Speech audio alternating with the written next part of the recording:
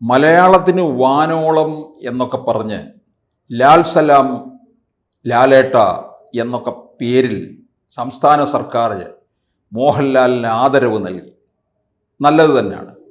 കാരണം രാജ്യത്ത് സിനിമയ്ക്കുള്ള ഒരു പരമോന്നത ബഹുമതിയാണ് ദാദാ സാഹിബ് ഫാൽക്കെ അവാർഡ്. അത് കിട്ടുമ്പോൾ ഒരു സംസ്ഥാനം തീർച്ചയായിട്ടും ആദരിക്കണം. അത് അർഹിക്കുന്നതാണ്.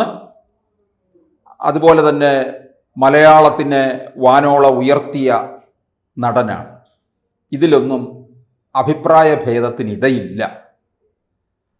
അപ്പോൾ അത് വേണ്ട തരത്തിൽ അത് സർക്കാർ ആഘോഷിച്ചു. അതിന് പിന്നിൽ സർക്കാർ ആഘോഷിക്കുമ്പോൾ ഒരു രാഷ്ട്രീയം ഉണ്ടായിരുന്നു എന്നുള്ളത് ഏവർക്കും അറിയാവുന്ന കാര്യമാണ്. അവർ പമ്പ അയ്യപ്പ സംഗമം മുതൽ ഇങ്ങോട്ടേക്ക് വന്ന് മോഹൻലാലിൻ്റെ ആദരവിലും ജനപിന്തുണ ആർജിക്കുക എന്നുള്ളതായിരുന്നു അവരുടെ പ്രഖ്യാപിത ലക്ഷ്യം. അത് കഴിഞ്ഞിട്ട് ഇവിടെ ഉണ്ടാകുന്ന ചില വിവാദങ്ങളാണ് ആർക്കും ഉൾക്കൊള്ളാൻ കഴിയാത്തത്. കാരണം ആ വേദിയിൽ വെച്ച് മലയാളത്തിന് ആദ്യം ഫാൽക്കെ അവാർഡ് കൊണ്ടുവന്ന അടൂർ ഗോപാലകൃഷ്ണൻ ചില കാര്യങ്ങൾ പറയുകയുണ്ടായി. അദ്ദേഹം പറഞ്ഞത് മറ്റൊന്നുമല്ല, അതായത് ഞാൻ 2 ദശകങ്ങൾക്ക് മുമ്പ് ഈ അവാർഡ് വാങ്ങുമ്പോൾ എനിക്കിതുപോലെ ആദരവ് ആരും നൽകിയില്ല. അദ്ദേഹം പറഞ്ഞത് ശരിയാണ്. ഇതുപോലെ ഒരു ജനപിന്തുണയോടുകൂടി ഒരു ആദരവ് നൽകിയിട്ടില്ല. അന്ന് ഏത് സർക്കാർ ഭരിച്ചു എന്നുള്ളതല്ല, ഏത് സർക്കാരായാലും ചെയ്യേണ്ടതായ കാര്യമായിരുന്നു.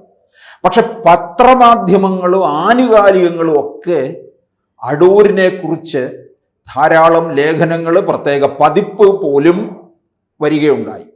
പ്രിന്റ് മീഡിയ മുഴുവൻ അടൂരിനെ വളരെയധികം പ്രശംസിച്ചുകൊണ്ട് എഴുതി. മലയാളത്തിന് കിട്ടിയ ഏറ്റവും വലിയ അംഗീകാരം, ലോക സിനിമയുടെ ഭൂപടത്തിലേക്ക് മലയാളത്തെ എത്തിച്ച പ്രതിഭാശാലിയായ അടൂർകാരൻ എന്നൊക്കെ പറഞ്ഞുള്ള വിശേഷണങ്ങളോടുകൂടിയാണ് ലേഖനങ്ങൾ പലതും വന്നത്. അപ്പോൾ തീർച്ചയായിട്ടും ആദരവ് അന്ന് സർക്കാർ നൽകേണ്ടതായിരുന്നു എന്നുള്ളതാണ്. ഇപ്പോൾ ഈ സർക്കാരിൽ മോഹൻലാലിനെ ആദരിച്ചതിന് പിന്നിലുള്ള രാഷ്ട്രീയവും തെരഞ്ഞെടുപ്പ് മുന്നിൽ നിൽക്കുന്നു എന്നുള്ളത് മനസ്സിലാക്കണം. അത് അടൂരിന് അറിയാം. അതുകൊണ്ട് തന്നെയാണ് അടൂർ അത് കൊള്ളിച്ച് എറിഞ്ഞു കൊടുത്തതും. അടൂർ ഇപ്പം പല വേദികളിലും പറയേണ്ട കാര്യങ്ങൾ പലതും പറയുന്നുണ്ട്.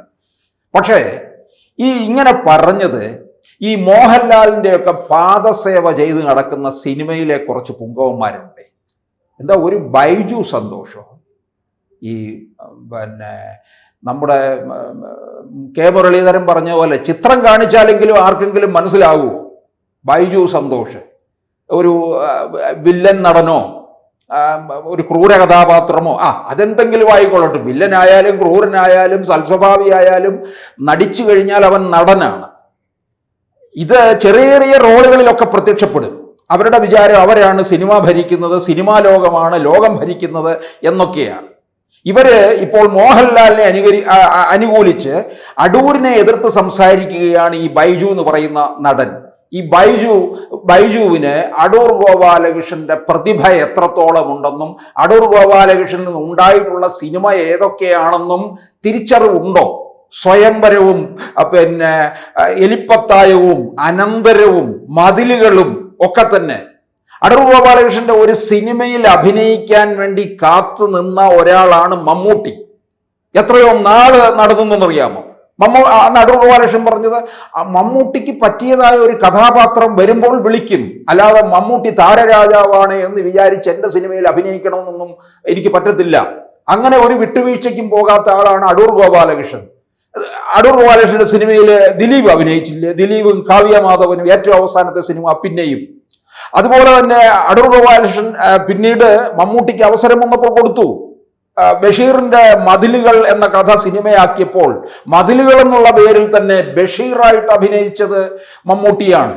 മോഹൻലാലിനെ വെച്ചുകൊണ്ടൊരു സിനിമയ്ക്ക് പറ്റിയ ഒരു കഥാപാത്രം വന്നില്ല, അതുകൊണ്ട് കൊടുത്തില്ല.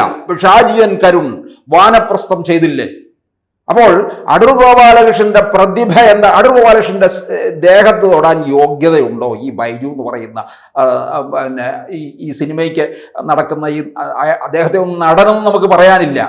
ഈ സിനിമയിൽ ഇങ്ങനെ കുറെ സിൽബന്ധികളുണ്ട്. ഇവരെന്തിനാണെന്നറിയാമോ? ഈ താരരാജാക്കന്മാരെ ഇങ്ങനെ വാഴ്ത്തിക്കൊണ്ട് നടക്കും. അങ്ങനെ വാഴ്ത്തിക്കൊണ്ട് നടക്കുമ്പോൾ ഈ മോഹൻലാലും മമ്മൂട്ടിയും ദിലീപും ഒക്കെയാണല്ലോ സിനിമാ ലോകം ഭരിക്കുന്നത്. അവർ പറയും ഈ സിനിമയിൽ ആരൊക്കെ വേണം. അപ്പോൾ ഉടനെ ബൈജുവിൻ്റെ പേരോ അല്ലെങ്കിൽ മറ്റു ചില ഈ താഴെ നിരയിൽ നിൽക്കുന്ന കുറേ നടന്മാരുണ്ടല്ലോ, ഇങ്ങനെ പാദസേവ ചെയ്ത് നടക്കുന്ന കുറേ പേരുണ്ട്. അവർക്കിങ്ങനെ മോഹൻലാലിനെ വാഴ്ത്തുക, മമ്മൂട്ടിയെ വാഴ്ത്തുക, മറ്റവനെ ഇടിച്ചു താഴ്ത്തുക ഒക്കെ ചെയ്യുമ്പോൾ മോഹൻലാൽ ഇദ്ദേഹത്തിന് ഒരു കഥാപാത്രം കൊടുത്തേരെ എന്ന് പറയും. അപ്പോൾ സിനിമയിലുമായി അത്യാവശ്യത്തിന് എന്തെങ്കിലുമൊക്കെ ആയി സിനിമാക്കാരൻ എന്നുള്ള ഒരു പേരിൽ ഇങ്ങനെ ഞെളിഞ്ഞു നടക്കുകയും ചെയ്യാം. അങ്ങനെ സിനിമാ ലോകം ഭരിച്ചിരുന്നവരാണ് ഈ താരരാജാക്കന്മാർ. ആ താരരാജാക്കന്മാരാണ് പിന്നീട് ഒരിക്കൽ തിലകനെ ഒതുക്കാൻ നോക്കിയത്. തിലകൻ ഈ സിനിമാ ലോകമൊന്നും ഭരിക്കാൻ നടക്കത്തില്ല. തിലകൻ അഭിനയിക്കുക മാത്രമല്ലേ ഉള്ളൂ. തിലകന്റെ അഭിനയ പ്രതിഭ എന്ന് പറഞ്ഞു കഴിഞ്ഞാൽ അത് ആരും തലകുനിക്കുന്നതാണ് എന്നുള്ളത് നമുക്കറിയാവുന്ന കാര്യം തന്നെയാണ്. അപ്പൊ അങ്ങനെ തിലകനെ, അതുകൊണ്ടാണ് തിലകന്റെ നേരെ ഇവരെല്ലാം കൊമ്പ് കോർത്തത്. തിലകനെ അമ്മയിൽ നിന്ന് അമ്മയല്ല, AMMA, അമ്മ എന്ന് പറഞ്ഞു കഴിഞ്ഞാൽ അത് നമ്മുടെ അമ്മമാരെ അപമാനിക്കുന്നതിന് തുല്യമാണ്. സിനിമയ്ക്ക് സംഘടനയ്ക്ക് അമ്മയുണ്ട്, പക്ഷേ എനിക്ക് തോന്നുന്നു അച്ഛനില്ലാത്തതിൻ്റെ ഒരു കുറവാണ്. പച്ച മലയാളത്തിൽ പറഞ്ഞാൽ തന്തയില്ലാത്തതിൻ്റെ ഒരു കുറവാണ് ഈ സിനിമാ മേഖലയിലുള്ളത്. അതിൻ്റെ ചില നെറികേടുകളാണ് ഈ കാണുന്നത്. സമൂഹ മാധ്യമത്തില് അടൂർ ഗോപാലകൃഷ്ണനെ പോലുള്ള ഒരു പ്രതിഭാശാലിയെ എടുത്തിട്ട് അലക്കാൻ തക്കവണ്ണം യോഗ്യത ഈ ബൈജുവിന് എവിടുന്നാണ് കൊടുത്തത്? ഇവരുടെ AMMA എന്ന് പറയുന്ന സംഘടന ഈ ബൈജുവിനെ പിടിച്ചു കെട്ടണം. പിന്നെ അല്ലെങ്കിൽ ഇവിടെ സംസ്ഥാന സർക്കാരിന്റെ കീഴിൽ ചലച്ചിത്ര അക്കാദമി ഉണ്ടല്ലോ, പ്രേംകുമാർ അല്ലേ ചലച്ചിത്ര അക്കാദമിയുടെ ചെയർമാൻ. ഈ ബൈജു എന്ന് പറയുന്ന ഈ സാധനത്തെ പിടിച്ചു കെട്ടണം. കാരണം അടൂർ ഗോപാലകൃഷ്ണൻ ലോക സിനിമയുടെ ഇടത്തിലേക്ക് മലയാള സിനിമയെ എത്തിച്ചതാണ്. അടൂർ ഗോപാലകൃഷ്ണൻ, G. അരവിന്ദൻ, ജോൺ അബ്രഹാം, ഷാജി N. കരുണ് ഇവരെയൊക്കെ മാറ്റി നിർത്തിയിട്ട് മലയാള സിനിമ ഇല്ല. ഇവരാരും ഇല്ലായിരുന്നുവെങ്കിൽ മലയാള സിനിമ വെറും ജോഷി പടമായിട്ട് ഇവിടെ കിടന്നേനെ. ആ ഒരു യോഗ്യതയൊക്കെ ഉള്ളായിരിക്കും ഈ ബൈജുവിന്. പക്ഷെ അടൂർ ഗോപാലകൃഷ്ണൻ എന്ന് പറയുന്ന പ്രതിഭ, അടൂർ ഗോപാലകൃഷ്ണന്റെ സിനിമകൾ കാണുക. സത്യജിത്ര ഇക്കണക്കിന് വന്നാൽ ഈ ബൈജു എന്ന് പറയുന്ന ആൾ അപമാനിക്കുമല്ലോ. സത്യജിത്ര ആര്? ബംഗാളി സംവിധായകൻ. ലോക സിനിമയുടെ ഭൂപടത്തിലെ ഇന്ത്യൻ സിനിമയെ എത്തിച്ചു. പതേർ പാഞ്ചാലി എന്ന് പറയുന്ന ഒരു സിനിമ മതി ലോകത്ത് ഇപ്പോഴും വേൾഡ് ക്ലാസിക് കൂട്ടത്തിൽ ചർച്ച ചെയ്യപ്പെട്ടുകൊണ്ടിരിക്കുകയാണ്. അതാണ് ഇന്ത്യൻ സിനിമയുടെ മേൽവിലാസം എന്ന് പറയുന്നത്. ആ സിനിമ ഒരു 3 പ്രാവശ്യമെങ്കിലും പോയിരുന്ന് കാണുക ബൈജുവിനെ പോലുള്ളവർ, അല്ലെങ്കിൽ അടൂർ ഗോപാലകൃഷ്ണന്റെ സിനിമയും കാണുക.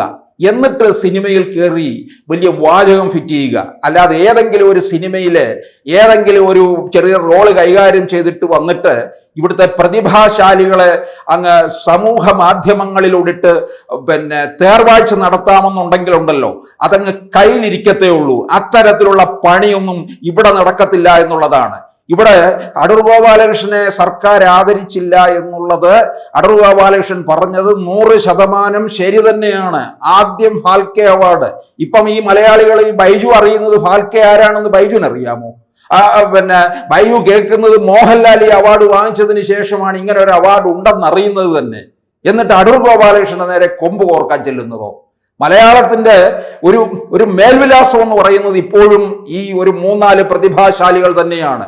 അടൂരായാലും അരവിന്ദനായാലും KG ജോർജ്, ഇങ്ങനെയുള്ള ഒരു നീണ്ട നിര മലയാളത്തിൽ നിൽക്കുന്നുണ്ട്. അവരുടെയൊന്നും സിനിമകളിലൊന്നും ബൈജുവിനെ പോലുള്ളവർക്കൊന്നും ഒരു റോളുമില്ല എന്നുള്ളതാണ്. അപ്പോൾ പിന്നെ ഈ പ്രതിഭാശാലികളുടെ നേരെ നിന്ന് കുരയ്ക്കരുത്. കുരയ്ക്കുമ്പോൾ അതാരുടെ നേരെയാണെന്ന് നോക്കിയിട്ട് മതി. പാദസേവ ചെയ്യണമെന്നുണ്ടെങ്കിൽ മോഹൻലാലിനോ മമ്മൂട്ടിക്കോ ആർക്കോ പോയി ചെയ്യുക. അതിൻ്റെ ഗുണം ബൈജു അനുഭവിക്കുക. പ്രതിഭാശാലികളുടെ നേരെ വേണ്ട. കൂടുതൽ വാർത്തകളും വിശേഷങ്ങളും നിങ്ങളിലേക്ക് എത്താൻ ABC മലയാളം സബ്സ്ക്രൈബ് ചെയ്യുക, ബെൽ ബട്ടണും അമർത്തുക.